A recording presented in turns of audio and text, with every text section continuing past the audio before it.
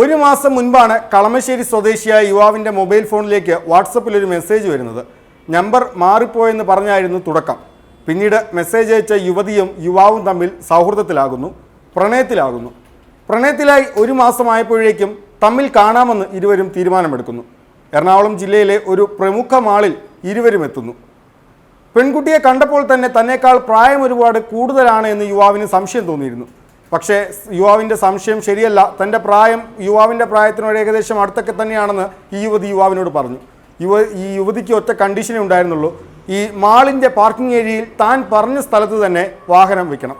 ഈ യുവാവ് വന്ന സ്കൂട്ടർ പെൺകുട്ടി പറഞ്ഞ കടയുടെ സമീപത്ത് തന്നെ വെച്ച് ഇരുവരും മാളിലേക്ക് പോയി. രണ്ടുപേരും മാളിൻ്റെ മുകളിൽ പോയി ഭക്ഷണം കഴിച്ചു. ബിരിയാണിയും ജ്യൂസും ഒക്കെ കഴിച്ച ശേഷം ഈ പെൺകുട്ടി യുവാവിനോട് കൈ കഴുകി വരാൻ പറഞ്ഞു. ഈ പെൺകുട്ടി പോയി ഈ യുവാവ് കൈ കഴുകാൻ പോയ സമയം നോക്കി ഈ പെൺകുട്ടി യുവാവിൻ്റെ സ്കൂട്ടറിൻ്റെ താക്കോലും പേഴ്സും ഒക്കെയായി അവിടെ നിന്ന് മുങ്ങി. അപകടം മനസ്സിലായ യുവാവ് മാളിൽ മുഴുവൻ ഈ യുവതിയെ തപ്പിയിറങ്ങിയാലും കണ്ടെത്താനായില്ല. പിന്നീട് കളമശ്ശേരി പോലീസിൽ ഈ യുവാവ് പരാതി നൽകി.